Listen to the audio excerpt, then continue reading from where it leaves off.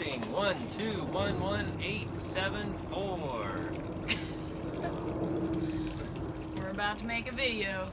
It's happening. Finally. Chenkui. We just gave away all of our money.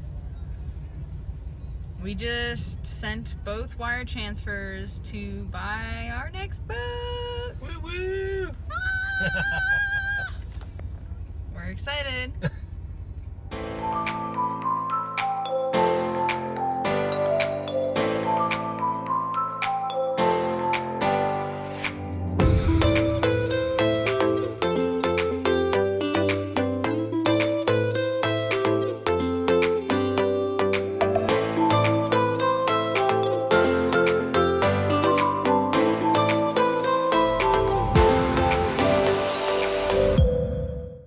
We sold our boat in 7.5 weeks, moved off, moved onto a boat that we didn't even own, and then the deal fell through that next week.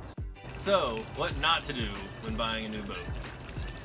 We definitely learned a lot of valuable lessons when selling our first boat and trying to buy a Passport 42 that was in our marina.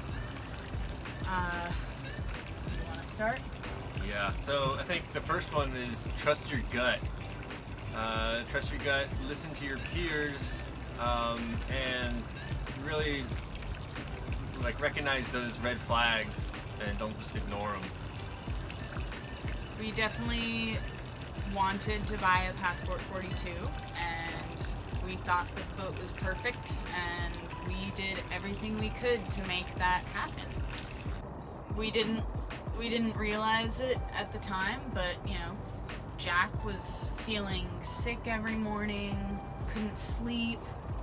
We were way too stressed out about the whole thing. It should have been an easier process, and we were just bending over backwards to try and make this whole thing work. And really, when we're looking back at it now, we've realized that we were totally blindsided.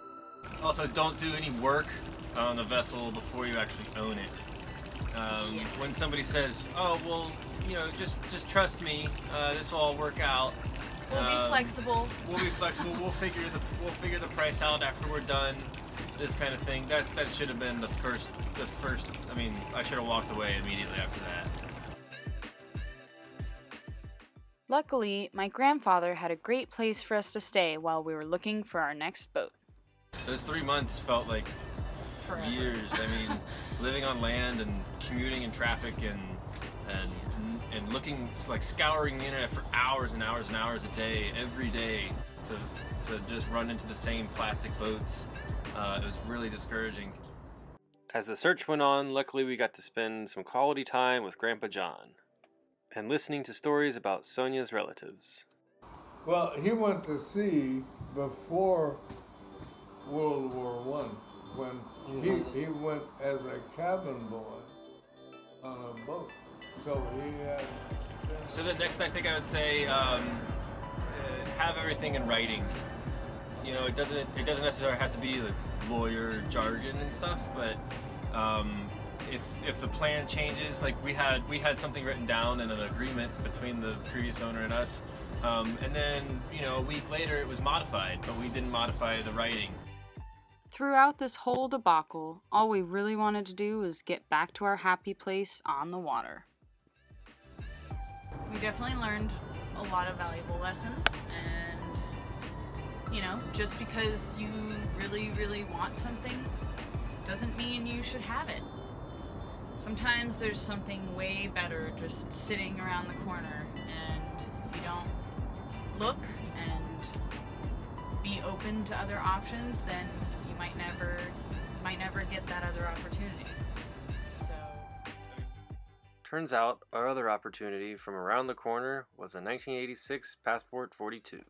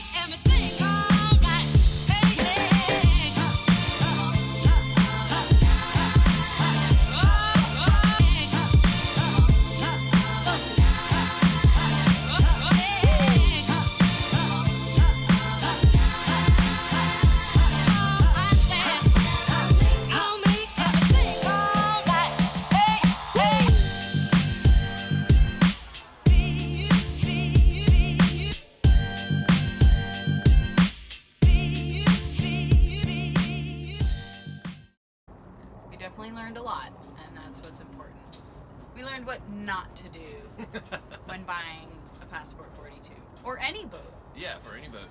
And we're super excited to show you the interior in a couple of episodes.